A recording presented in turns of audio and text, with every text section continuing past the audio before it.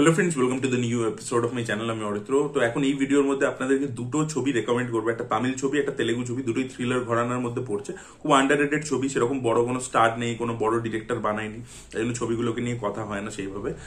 তো আমি দুটো ছবি আপনাদেরকে রেকমেন্ড করবো। যারা থ্রিলার জনরার ফ্যান তারা কিন্তু এই ছবিগুলো চেক আউট করে দেখতে পারেন, আপনাদের আশা করি ভালো লাগবে। তো সবচেয়ে প্রথম যে ছবিটা, সেটা নাম হচ্ছে থিরু মানিক্যম বলে। এই ছবিটা ZEE5 এর প্ল্যাটফর্মে পেয়ে যাবেন আপনারা। এটা তামিল অরিজিনালেই রয়েছে, মানে হিন্দি ডাবিং অ্যাভেলেবেল নেই, তামিল উইথ ইংলিশ সাবটাইটেলস আপনাদেরকে দেখতে হবে। ছবিতে লিড চরিত্র প্লে করছে সামুথিরাকানি, যাকে আপনারা প্রচুর ছবিতে দেখে থাকেন। সচরাচর ওনার যে চরিত্রগুলো বড় কমার্শিয়াল ছবিতে যেরকম উনি রোল পান, সেখানে ওনার কিছু বেশি করা থাকে না, কিন্তু উনি কিন্তু খুবই ভালো একজন অভিনেতা। ভালো ভালো মানে সোলো ছবিও করেছেন এবং যেখানে স্কোপ পেয়েছেন সেখানে ভালো পারফরমেন্সও দিয়েছেন। এবং apart from that he is also director. একটা টাইমে কিন্তু তিনি ছবি ডিরেক্টও করেছেন এবং সেই ছবি কিন্তু বক্স অফিসে সফলও হয়েছে।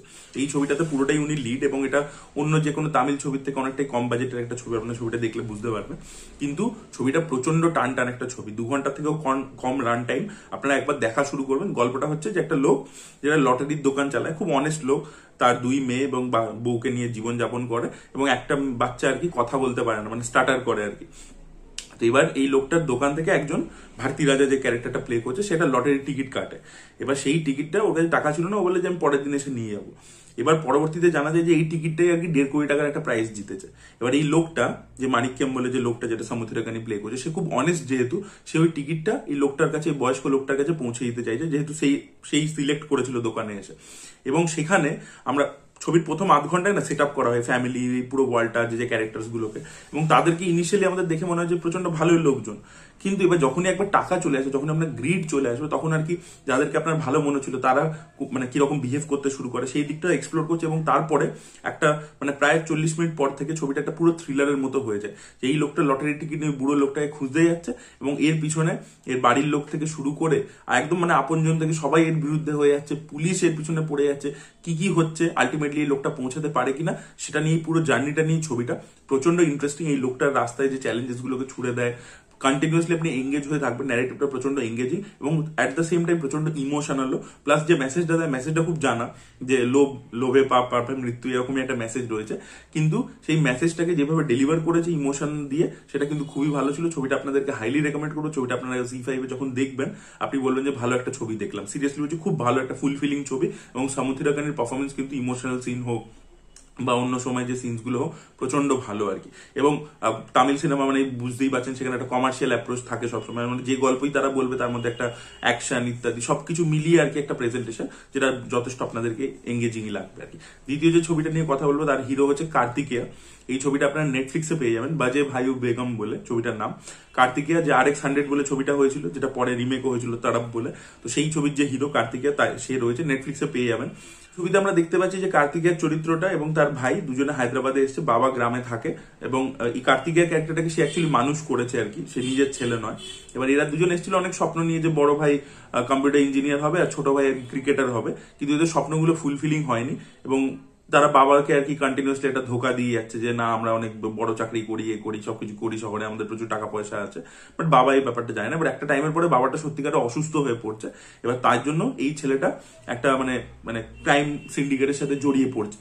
কি করে জড়িয়ে পড়ছে, কি হতে চলেছে, সেটা নিয়ে ছবিটা প্রথম দিকটা যেখানে স্টার্ট হয়, তেলেগু ছবি তো মানে একটু মেইন স্ট্রিম অ্যাপ্রোচ, মাসালা অ্যাপ্রোচ, তো কোনো জায়গায় না ছবিটা আপনাকে বোর করবে না, মানে টু দ্য গো, মানে কিছু না কিছু হ্যাপনিং হয়ে যাচ্ছে। এবং প্রথমে ছবিটা এই ইমোশনটাকে এস্টাবলিশ করেছে, বাবার সাথে ছেলেদের সম্পর্ক কি ব্যাপার, সেখান থেকেই গ্রামের জায়গা থেকে, ব্যাকড্রপ থেকে গল্পটা শুরু হয়, এবং সেখান থেকে আমরা শহরে আসতে দেখি। তারপরে কার্তিকের ক্যারেক্টারটা ইন্ট্রোডিউস হয়। প্রথম প্রায় আমি বলবো আধ ঘন্টার মতো টাইম নিয়েছে ছবিটা, যেখানে আর কি পুরো জিনিসটাকে সেট আপ করেছে। এবং তার পরবর্তী থেকে, যেখান থেকে এই যে যারা ভিলেন তাদের দিকটা যখন থেকে ঢুকছে, এবং সেখানে কিন্তু পরপর অনেকগুলো টুইস্ট অ্যান্ড টার্নসও রয়েছে। এবং একটা টাইমের পরে কার্তির একটা ছবি ছিল পাইয়া বলে, সেখানে দেখবেন একটা অন দ্য রান একটা ব্যাপার ছিল, যেটা আমাদের বাংলাতেও রিমেক হয়েছিল জানেমন বলে, সোহমের ছবি। সেখানে দেখবেন ও গাড়ি নিয়ে কন্টিনিউসলি পালাচ্ছে, ওর পিছনে প্রচুর লোক পড়ে আছে, এরকম একটা ব্যাপার ছিল। তো সেই রকম একটা চেস ফিল্মে কিন্তু ছবিটা একটা টাইমের পরে কনভার্ট হয়ে যায় পুরোপুরি। সেখানে অ্যাকশন ইত্যাদি, অ্যাকশন যে প্রচন্ড ভালো সেরকম বলবো না, সাউথ ইন্ডিয়ান টিপিক্যাল ছবিতে যেরকম দেখে থাকেন সেই ধরনেরই অ্যাকশন রয়েছে, কিন্তু যে থ্রিল পোর্শনটা আছে সেটা কিন্তু যথেষ্ট ওয়েল এক্সিকিউটেড।